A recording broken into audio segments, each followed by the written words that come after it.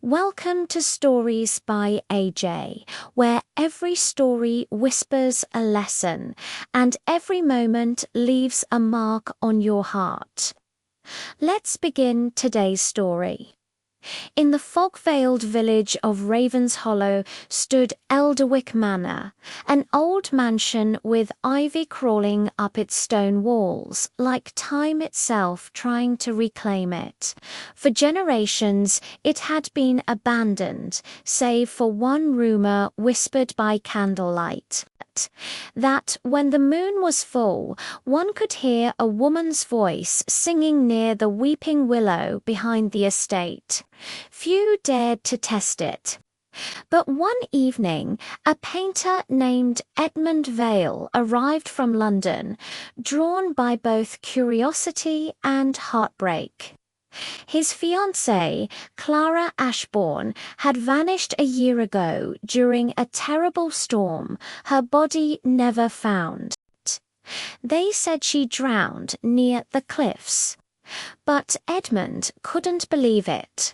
He swore he could still feel her presence in the rain, smell her perfume in the fog. He rented the decaying manor, hoping isolation might still his mind, or perhaps bring him closer to the truth. The first night, he found her locket on the windowsill. He hadn't brought it.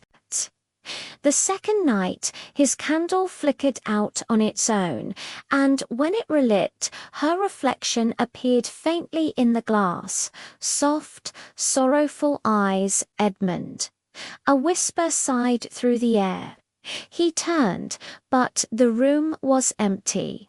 Still, he painted her, night after night. Each brushstroke seemed guided by unseen hands.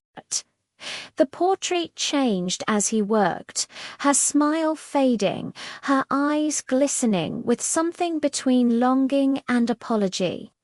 Then came the thunderstorm, the same kind that took her. As lightning split the sky, Edmund ran to the willow behind the house. There, beneath its trembling branches, stood Clara, pale as moonlight, wearing the same gown she'd worn the night she disappeared. "Clara," his voice broke. "Why didn't you cross over?" Tears glimmered down her translucent cheek.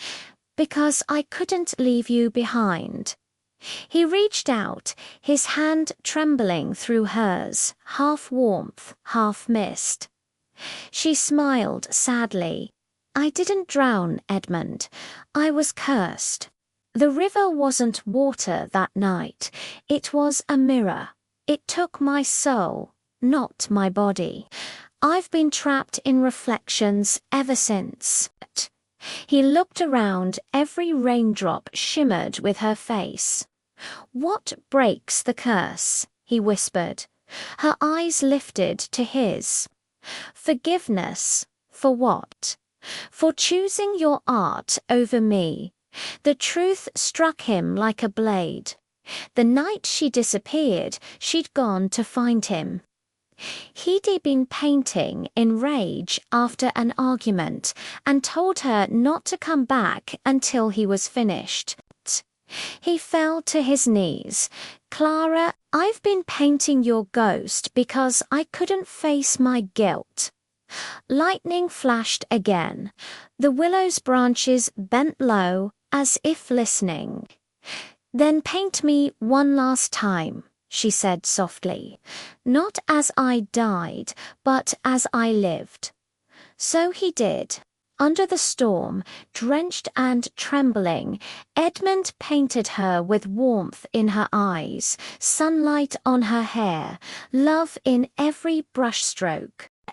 When he finished, the rain stopped. Her spirit stood beside him, glowing faintly. "You remembered me as I was," she whispered. "Now I can rest." She leaned forward, kissed his forehead, and vanished like the final note of a song. In the morning, villagers found Edmund asleep beneath the willow, his painting dry and flawless, though it had rained all night. He left Ravenshollow soon after, never painting again. But the manor remained, and when the wind passed through the willow's branches, it sounded almost like laughter, soft and free. They say love doesn't end in death. Sometimes it lingers, waiting for forgiveness to set it free. Moral of the story: true love does not cling, it forgives. Only when we let go of guilt can love find peace beyond the veil. You've just listened to Stories by AJ, where every tale teaches, touches, and transforms. If you felt the message, like, share, and subscribe for more heart-touching stories.